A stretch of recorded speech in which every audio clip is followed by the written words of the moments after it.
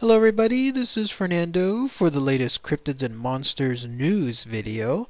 Well, it looks like this is it. We finally have a finality associated with the infamous Slenderman case. Those of you that have been following my channel here for a good number of years know that I've been chronicling and updating this case over the past several years. And the reason I did this is because A, it involves, of course, Slenderman, the notion of him, something that's very popular to a lot of YouTube subscribers here with regards to him and the world of cryptids. Even though if he is a creepypasta of sorts, he still has a following of his own, and so I've been chronicling that here for everyone. And then also, I wanted to follow a trial in real time.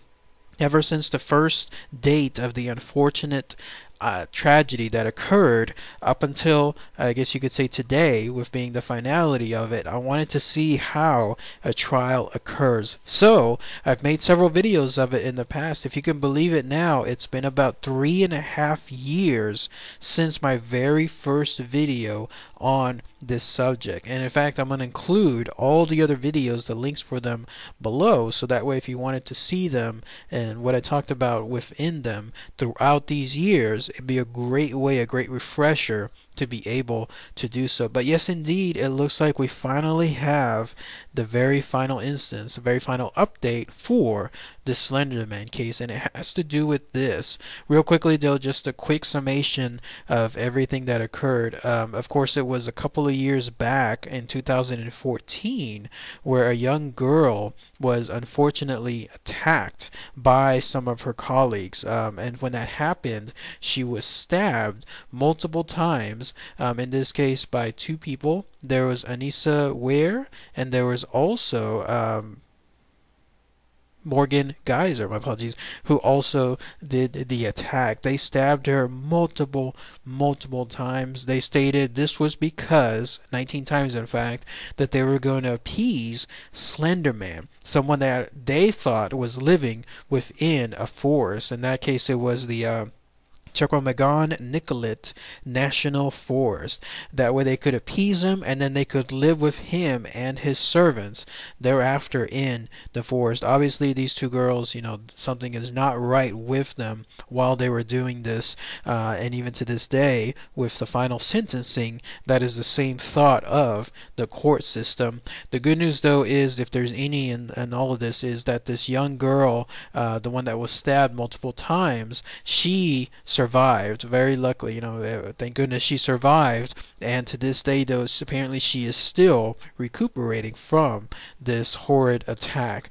But ever since that occurred, the whole trial system began, and at first there was some sort of finality late last year in August, when one of the girls, Weir, she was sentenced in her case by the judge, ordered to serve 25 years of mental health treatment. She was a little bit unique in her case because she stated that she should not be held accountable for the attack due to her own mental illness, but the judge in that case still sentenced her for 25 years whenever that was done. That was Anissa Weir, that this was done in August. And now today's date is the other finality. Like, this is it. This is everything that was leading up to this moment. Here we have, in this case, the other party, Morgan Geyser. She pleaded guilty originally in October of last year. All that was left was just the sentencing, and now the judge, the very same judge, the one that was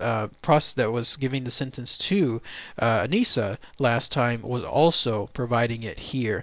Well, in this case, Morgan was found, of course, guilty, and then she received 40 years of mental health treatment, like basically the full sentence, the very maximum one that the prosecutors were seeking. So she's going to serve essentially up to now, in the next 40 years, her prison time, I guess, but instead of, let's say, a prison itself, it's a mental health treatment. Same thing with the other girl with Anissa. So I don't know exactly about this mental health treatment centers. Whenever I hear of that, the first thing that comes to mind is that old movie, that One Flew Over the Cuckoo's Nest, whenever Jack Nicholson's McMurphy character, he goes into that mental health center, and then he sees the patients there, the nurses, the therapeutic centers, the rehabilitation practices. That's what I'm thinking. If anyone has any more info, like what truly these mental health facilities are and the way that they have these prisoners there, if you could post the comments on it below to see like what they would expect for the next 25 to 40 years, depending on the girl, what they're going to expect during that time period. That'd be a great way to enlighten everyone else here, because otherwise that's the image that I get, something along those lines, whenever they get sentenced to that part. But that's it. That's the final part of this case. We finally have both girls in this case convicted and now sentenced to this heinous crime, and it'll take up most of their, obviously, their young life, well into, in this case, their middle-aged life before they get out. Very, very serious thing when it comes to this and the actions that they committed, mainly because they were tried as adults. Even with mental health issues, they were still tried as adults, which is why they got these very, very long sentences. But yes, indeed, I just wanted to provide everyone the final update here associated with this Slender Man case. To this day, of course, people are still scratching their heads wondering why these young girls did what they did to the other poor young girl, because in the world of Slenderman, of course, he's not real. It's creepypasta type stuff. He's fake, but to them, he absolutely was 100% real. So much so that they thought they were going to live forever in the forest with him and his servants. So it still makes people scratch their heads as to why these young girls decided to believe that stuff. I mean, maybe they took the story and they took it to such heart that it actually became real life for them as well. So, but yes, if you have any comments, any thoughts, anything else you wanted to add on this final video for this case, please post them below. And then again, if you have a chance, check out the other history of this case. I think I have about maybe 6 videos or so dedicated to it. But yes, it'd be interesting to see all this history if you wanted to check that out. There's 2 other cases that I'm still following in real time too. Not anything involving cryptids, but more just for my own curiosity.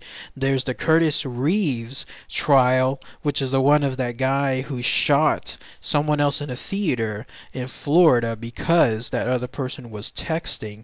That one is going on year 4 or year 5 now as well. And then there's also the Stan Romanek trial, the one involving the very, I guess, infamous, in this case, UFO person. That one actually was resolved just late last year, and I'm going to create a video on that too, like a final part of it, because he was found guilty and then he was convicted to a final sentence. So I'll provide an update for that for everyone too. So alright everybody, thanks again as always, take care.